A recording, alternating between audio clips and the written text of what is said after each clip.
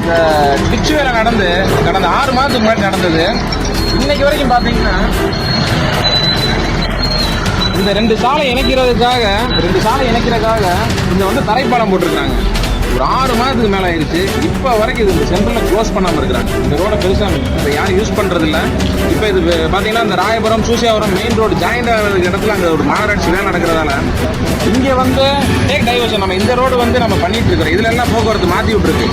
இதில் இவ்வளோ பெரிய குழியை போட்டு வச்சிருக்கிறாங்க. இதை அடைக்கிறதுக்கு எவ்வளோ நாள் ஆகும் போகுது? 4 கார் பக்கமாக மாட்டிடுச்சு. அவங்களுக்கு எவ்வளோ வந்து அவங்களுக்கு யார் நஷ்டீடு பண்ணுவா? கார் இப்போ 2-3 கார் உள்ளே போயிடுச்சு. இதெல்லாம் யார் பொறுப்பேற்றுக்குவா? 36, 37வது வார்டு இணைக்கிற இடமான இந்த இடம் சூசியாபுரம் மெயின் ரோடு. இதுக்குள்ளே போனீங்கன்னா ராயபுரம் வந்துடுது. இவ்வளோ மெயினான இடத்துல இவ்வளோ மாநகராட்சி நிர்வாகம் அலட்சியமாக கடந்த 6-7 மாதங்களுக்கு மேலாக இது வந்து க்ளோஸ் பண்ணாமலே வச்சுருக்காங்க. எத்தனை ஆக்சிடென்ட் நடக்குது, எத்தனை டூ வீலர்காரங்க உள்ள விழுகிறாங்க. இவ்வளோ அலட்சியமான மாநகராட்சி. இத்தனைக்கு பார்த்தீங்கன்னா இது ஒட்டி தான் நம்ம டெப்டி மேயர் துணை மேயருடைய வார்டு இதுக்கு அருகாமல் தான் இருக்குது.